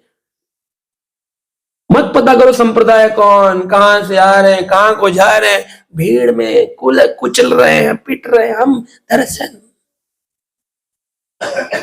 कभी नहीं प्राप्त होगा। ये भक्ति पब्लिक का विषय नहीं है, ये भक्ति प्राइवेट का विषय है। किसी किसी को मिलती है, सबको नहीं मिलती, हजारों लाखों को नहीं मिलती। हजारों लाखों भीड़ के हिस्से होते हैं, भगवान के हिस्से नहीं होते। भगवान चुन के लेते हैं। आईएएस ऑफिसर बनना हो या कोई बड़ा लक्ष्य रखा हो भौतिक संसार में, तो उसका चुनाव किया जाता है, अनेक परीक्षाएं होती हैं, तब व्यक्ति, सरकार कहती है अब हमने तुमको चुन लिया, तुम हमारे best candidate, out of whole India you are the top 10।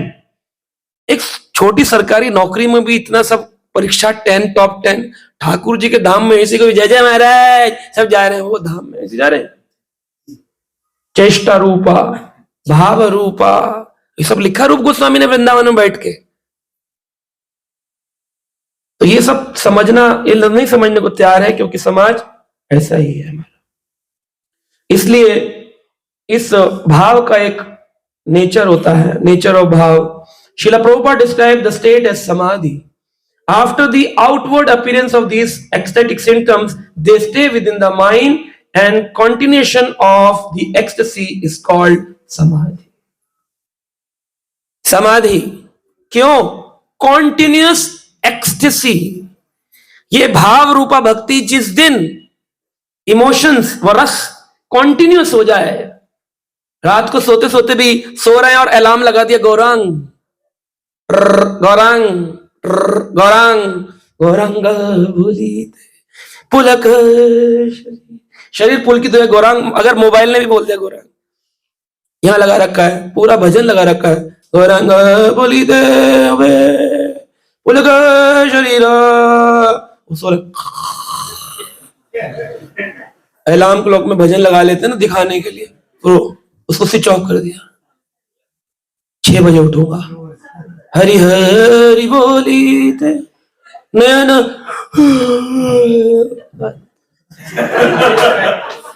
है रस भाव, डब्बा गोल। श्रील रूप गोस्वामी कहते हैं, by the ardent spiritual practice and the spiritual mercy of Krishna, कैसे प्राप्त हो? तो श्रील रूप गोस्वामी कहते हैं 2 रास्ते हैं। The ardent spiritual practice, ardent मतलब दृढ़, आर्डेंट दृढ़ स्पिरिचुअल प्रैक्टिस, वैदिक भक्ति तगड़ी से की जाए, कथा कभी ना छोड़ी जाए, क्लास कोई ना छोड़ी जाए, अध्ययन ना छोड़ा जाए, जप ना छोड़ा जाए, संसार छूट जाए तो छूट जाए, रह जाए तो रह जाए, हमें संसार की नहीं पकड़ना है, प्रभु को पकड़ना है, संसार पकड़ के रखे तो उसकी मर्जी। ऐसी स्थिति जब हो जाए, आर्डेंट स्पिरिचुअल प्रैक्टिस, और दूसरा जब ऐसा करेंगे, मर्सी ऑफ कृष्ण, कृष्ण कृपा।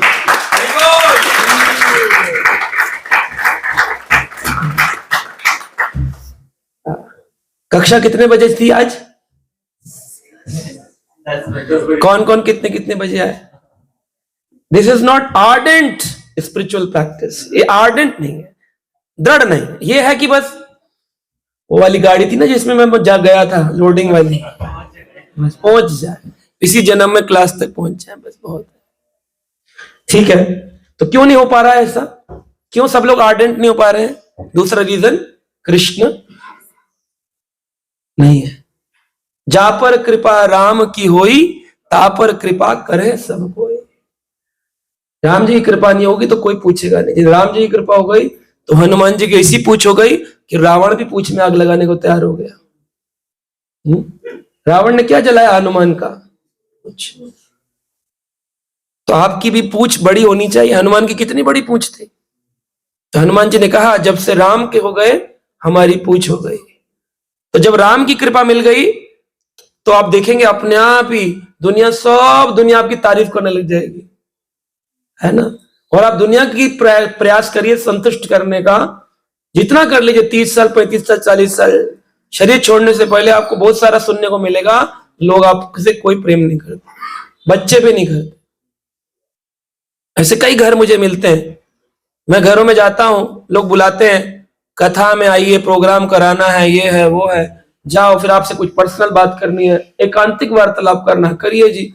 इस कमरे में बेटा पिता को रोता है, उस कमरे में पिता बेटे को रोता है, क्या चल रहा है? दोनों ने कहां गड़बड़ कर रखी है?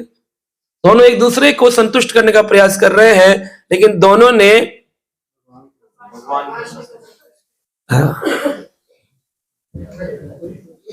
समझ आ रहा है आप लोगों को? अच्छा है कि खराब है? समझ आ रहा है? गहरा है? अभी 17वें अध्याय पे पहुंचे, 51 पर आप दिल्ली में रहने लायक नहीं बचेंगे। हाँ नहीं, सुनकर भी बहुत कुछ हो जाता है। श्रवण आदि शुद्ध चित्त, श्रवण से शुद्धि होती है। तो श्रील प्रभुपाद जी ने वर्ड यूज किया कि हाउ टू अचीव द भाव। प्रभुपाद जी ने कहा association with the pure devotees. कैसे ये भाव आएगा? भक्तों के संग में आएगा। श्रील प्रभुपाद जी कहते हैं कि कांस्टेंट एसोसिएशन, नियमित लोगों से, भक्तों से मिलना है। तो जब ये होगा तो अवश्य ही भगवान की आपको कृपा। साध्य हमने पढ़ा चेष्टा रूपा भक्ति। चेष्टा रूपा के भी दो भाग, कौन से? साधन और साध्य। साधन और साध्य। और उसके ऊपर भाव भक्ति, भाव रूपा। भाव रूपा में प्रभावात्मिका, कार्यकारी। प्रभावात्मिका में हमने पढ़ा कि जब व्यक्ति में भाव उन्माद आएगा तो उसमें कुछ लक्षण होंगे। हृदय कोमल होगा और 12 रसों का स्वादन होगा। और जब ऐसा होगा तो भगवान की कृपा भी उसको मिलेगी।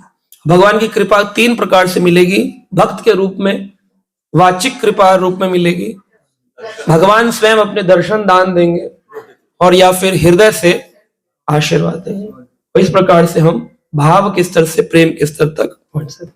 हरे कृष्ण।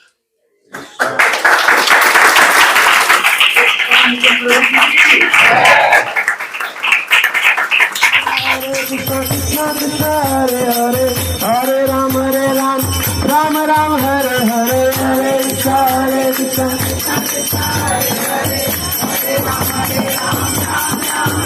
हरे कृष्ण, कृष्ण कृष्ण